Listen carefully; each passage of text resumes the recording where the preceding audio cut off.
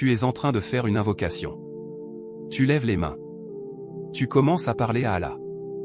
Et soudain, sans prévenir, sans raison, une larme coule.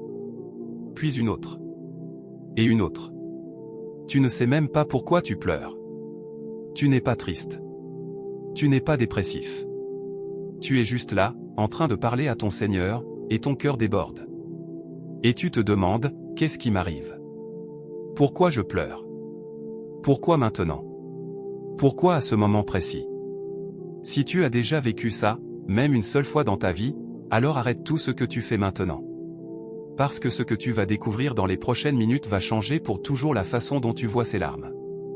Et tu vas comprendre que ce qui se passe dans ces moments-là est bien plus puissant que tu ne l'imagines. Avant de continuer, écris en commentaire paix et salut sur lui. Cette simple ligne priera pour toi pendant que tu dormiras.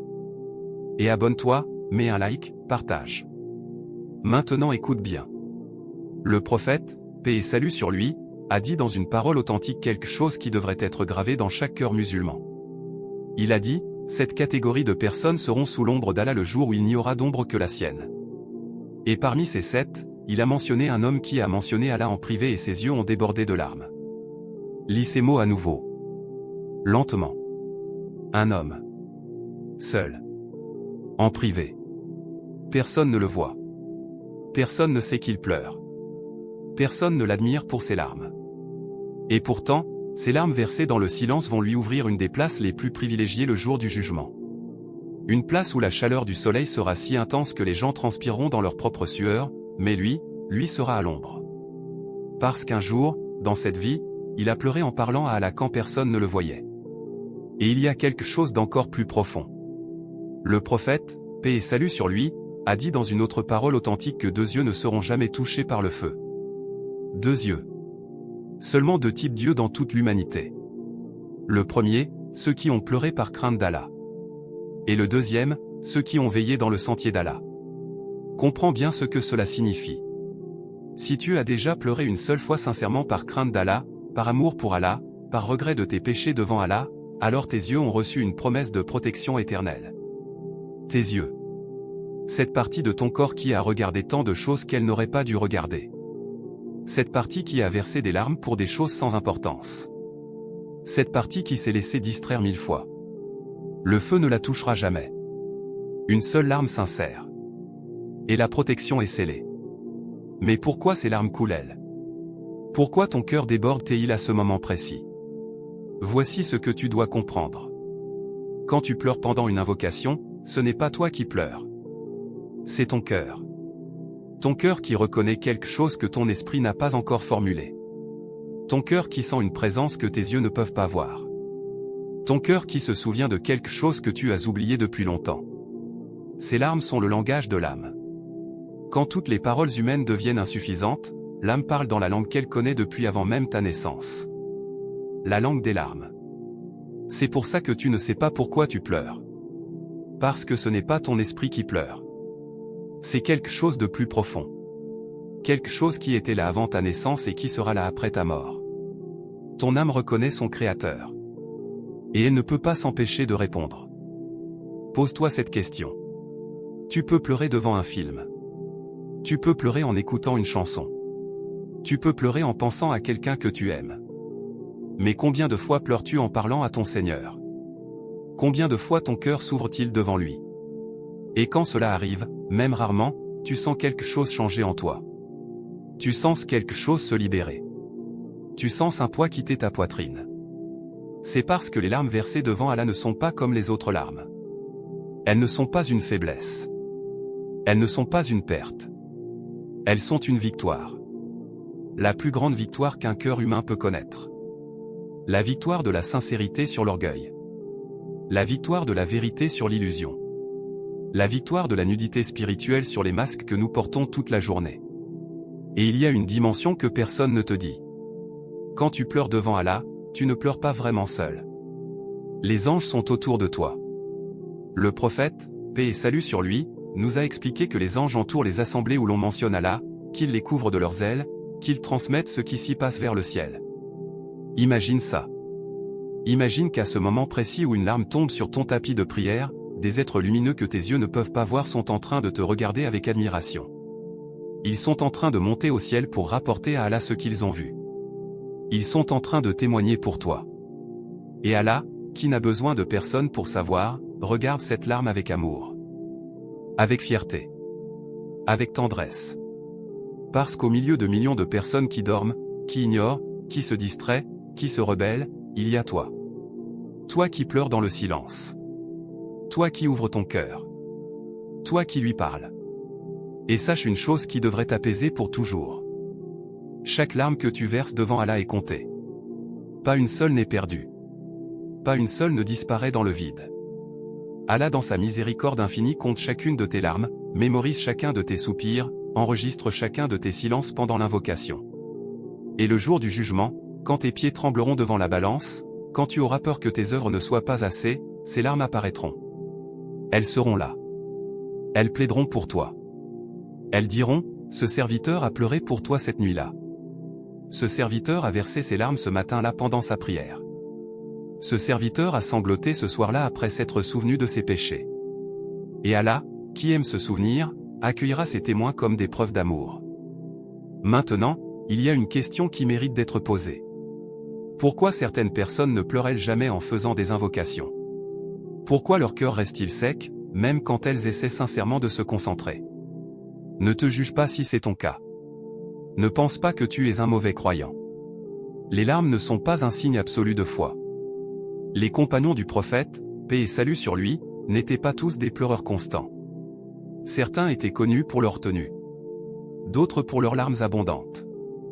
Allah connaît les cœurs mieux que les yeux ne montrent. Mais sache une chose. Si ton cœur est sec, ce n'est pas définitif. Tu peux le réveiller. Tu peux l'arroser. Comment? En te rappelant 3 choses simples. Ta mort qui approche chaque jour. Tes péchés qui te suivent silencieusement. Et la grandeur d'Allah devant qui tu te tiens. Quand tu fais une invocation, ne récite pas comme un robot. Ne dis pas des mots vides. Arrête-toi un instant. Avant même de commencer, ferme les yeux. Imagine Allah, le créateur des cieux et de la terre, qui t'écoute.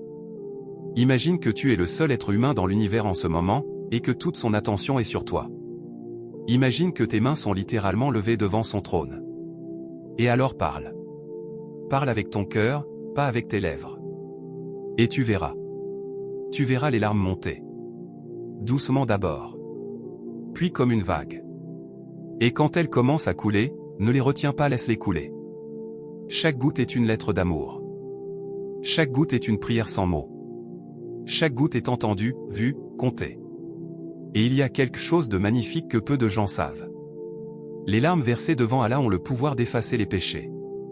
Le prophète, paix et salut sur lui, nous a dit que celui qui se souvient d'Allah et que ses yeux débordent de larmes, ses péchés tombent comme tombent les feuilles d'un arbre en automne. Imagine cette image. Imagine un grand arbre au mois d'octobre. Le vent souffle. Et toutes les feuilles, des centaines de feuilles, tombent en même temps. C'est exactement ce qui arrive à tes péchés quand tu pleures sincèrement devant Allah. Ils tombent. Ils s'envolent. Ils disparaissent. Et tu ressors de cette invocation plus léger, plus pur, plus proche de ton Seigneur. Mais il y a plus encore. Quand tu pleures en parlant à Allah, tu n'es pas seulement en train de demander quelque chose. Tu es en train de devenir quelque chose. Tu deviens un cœur tendre. Un cœur sensible. Un cœur vivant. Le prophète, paix et salut sur lui, a averti contre la dureté du cœur. Il a dit que le cœur est comme un récipient. Quand il est trop rempli des préoccupations de ce monde, il devient lourd et dur. Quand il pleure devant Allah, il se vide, se nettoie, se ramollit. Et un cœur tendre est le cœur préféré d'Allah.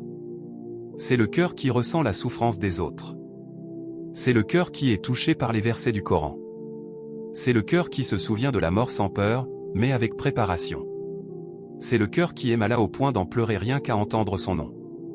Alors si tu as déjà pleuré en faisant tes invocations, sache une chose. Tu fais partie d'une élite spirituelle que la plupart des gens ne connaîtront jamais. Pas une élite par le savoir. Pas une élite par la richesse. Pas une élite par la naissance. Une élite par le cœur. Une élite que Allah a choisie pour lui montrer sa miséricorde. Et si tu n'as jamais pleuré, ne désespère pas. Cette nuit, ce soir, dans 1 heure, demande-lui. Demande-lui de t'accorder ce don. Demande-lui de t'ouvrir le cœur. Demande-lui des larmes sincères.